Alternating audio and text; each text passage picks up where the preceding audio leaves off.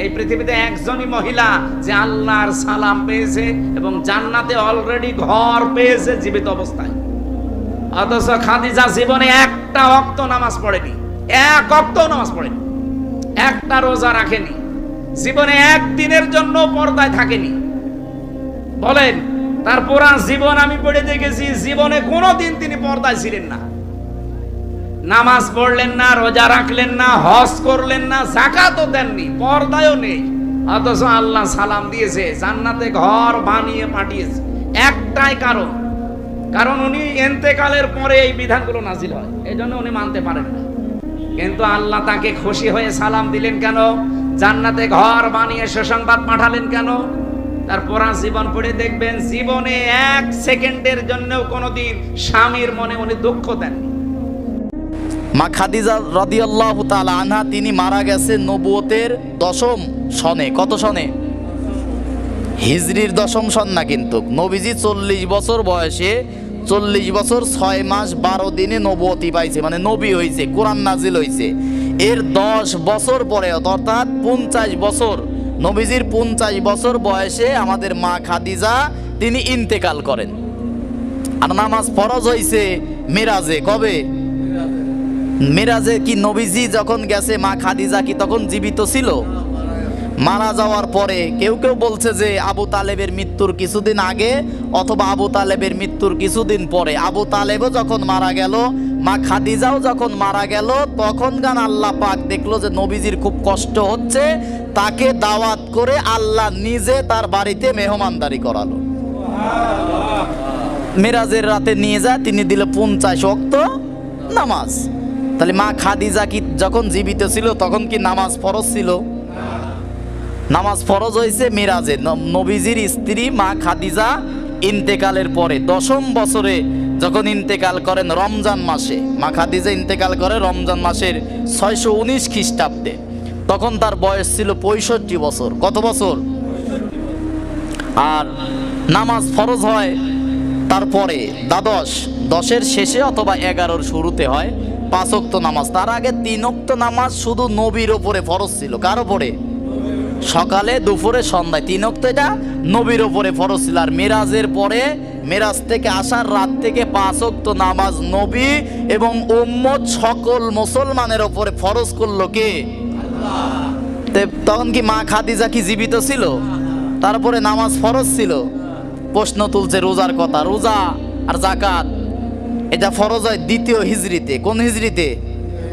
2য় হিজরি মানে বোঝেন, নবীজি মক্কায় থেকে হিজরত করে চলে গেছে মদিনায়। তার মানে তার কত আগে মা খাদিজা মারা গেছে, তার চাচা মারা গেছে। হিজরত করে মক্কায় থেকে মদিনায় যাওয়ার 2 বছর পরে রোজা ফরজ হয়, সেবার যাকাত ফরজ হয়। ওই যে রোজা ইয়া আইয়ুহাল্লাযীনা আমানু কুতিবা আলাইকুমুস সিয়াম, এটা দিয়ে আল্লাহ পাক রোজা ফরজ করেছে। এটা রোজা কিন্তু রোজার মাসেই ফরজ হয় না, শাবান মাসে রোজা ফরজ হয়েছে।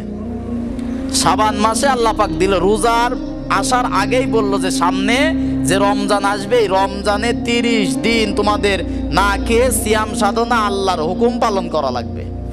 সেটা আমরা করি না এখন 3য় হিজরিতে। এরপরে কোনোদিনও হজ করে নাই, তো হজ করবে কি করে? 8ম হিজরিতে হজ ফরজ হয়েছে। সূরা ইমরানের 97 নম্বর আয়াত, এই আয়াতের প্রেক্ষিতে হজ ফরজ হয়। তো মা খাদিজা কি তখন জীবিত ছিল? 8ম হিজরিতে।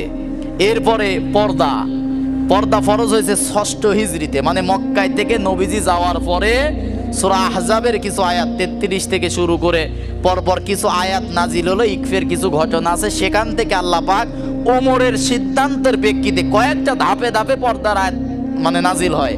ওমরের সিদ্ধান্তে ওমর রাদিয়াল্লাহু তাআলা আনহু একদিন মুড়ি খাচ্ছে একসাথে, রাসূল বসা, ওমর বসা, মা আয়েশা বসা মদিনাতে।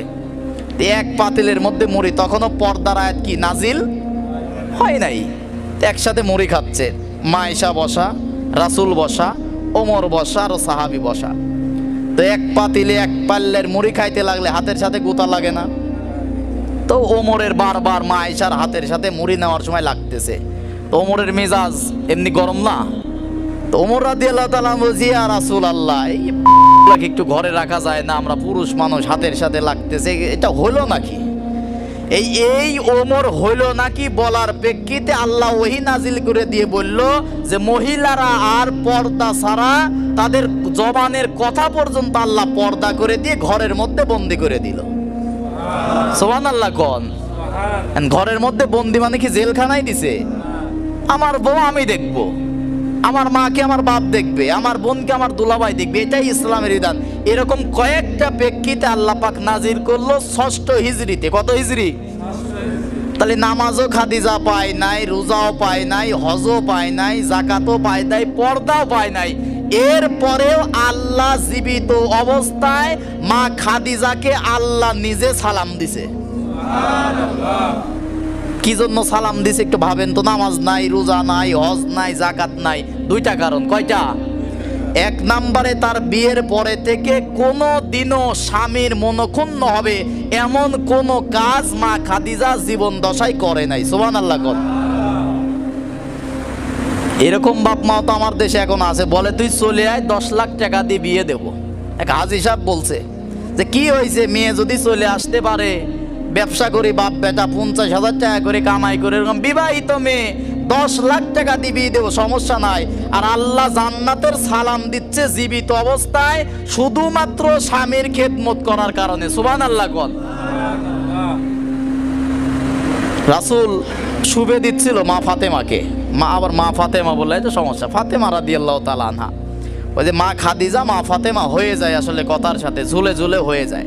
ফাতেমা রাদিয়াল্লাহু তাআলা আনহা যখন আলীর হাতে তুলে দিচ্ছে, মুহাম্মদ পৃথিবীর শ্রেষ্ঠ মহামানব আল্লাহর পরে যে নবী বলতেছে যে মা আজকে থেকে আমি মুহাম্মদ আর তোমার দায়িত্বে নাই, তোমার দায়িত্বে তোমার স্বামী আলী। এই আলী যদি মন খারাপ করে, এমন অবস্থায় যদি তুমি মারা যাও, আমি নবী মুহাম্মদ তোমার জানাজায় যাব না। বলতে পারি আমরা এগুলা?